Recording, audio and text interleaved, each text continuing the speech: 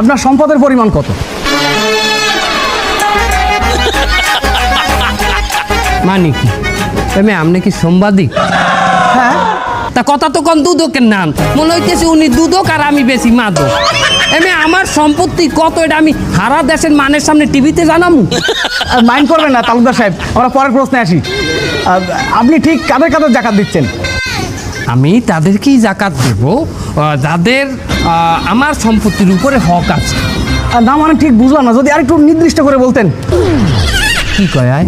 তালুকদার সাহেব আমি বলবো, আর তুই বুঝা দেই। শোনেন, তালুকদার সাহেব তাদেরই জাকাত দেবে যাদের তালুকদার সাহেবের সম্পত্তির উপর হক আছে। সে কথা তো উনিও বললো, তাহলে এটা আলাদা কি হলো?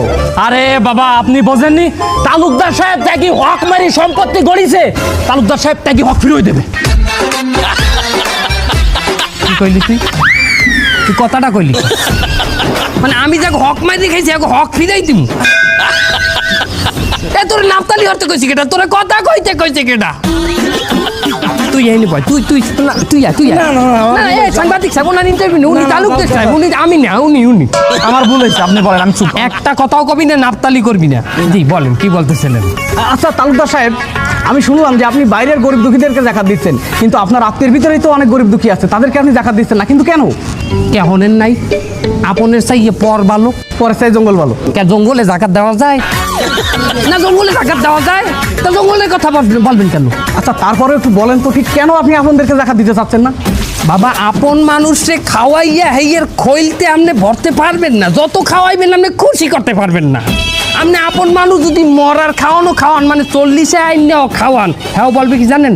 গোস্ত পাই নাই। তাহলে কি আপনের চাইয়ে কি ভালো? পর ভালো। পরের চাইয়ে কি ভালো? জঙ্গল ভালো। ওইটা আমি বলতে নিষেধ করছি। ওই যে কানে কানে বলে বেলাচ্ছি, যাই হোক বাদ দেন। আচ্ছা শুনলাম আপনার প্রতিবেশী যে আইনালাজি, সে নাকি মাইকিং করে জাকাতের কথা পুরো এলাকায় বলে বেড়াচ্ছে। আপনি কি আমার সংবাদ নিতে আসছেন না আইনালাদিরে প্রমোট করতে আসছেন? আমি বুঝি না আইনালাদি কে আমি কি হজ করি নাই? আমি নিজেও তো কয়েক ফির হজ করছি, কই আমি তো জীবনে কেউ জানাই নাই, জানাবো না। আমার ওই অভ্যাস নাই, আমার এবাদত সম্পূর্ণ গোপনে থাকবে। এই গেছে বছর রমজান মাসে শেষ 10 দিন কিন্তু আমি এতে কাপে একাল কাবার শরীফে যাই বসছি, সে কথা আমি কেউ বলছি আজ পর্যন্ত?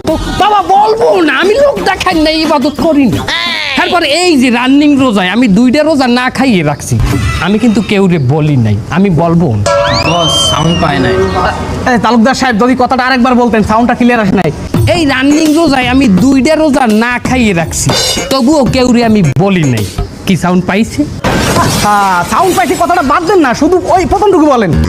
সাউন্ড পাইছে বলা যাবে না? ঠিক আছে গোসাই নেবেন, সমস্যা নাই।